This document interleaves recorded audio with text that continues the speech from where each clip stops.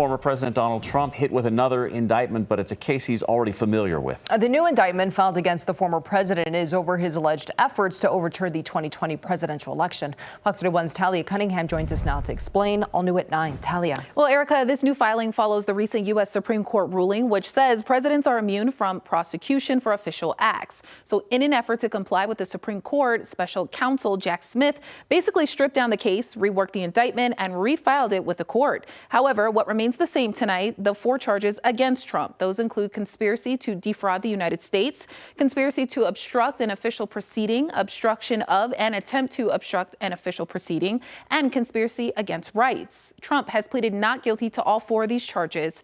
The trimmed allegations still look to hold Trump responsible for his alleged actions in overturning the 2020 election leading up to the January 6th riot at the U.S. Capitol. So Trump's running mate, J.D. Vance, responding to the new indictment while on the campaign trail today. Take a listen. I think it's clearly an effort to try to do more election interference from Jack Smith. He should be ashamed of himself, and it's one of the reasons why we have to win, because he should not be anywhere near power.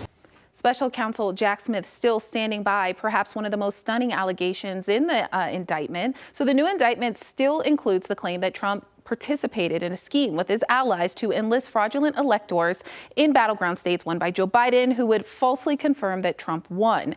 In a statement online, Trump called the entire new indictment, quote, an act of desperation and an effort to resurrect a dead witch hunt. Trump demanding that this case be dismissed immediately.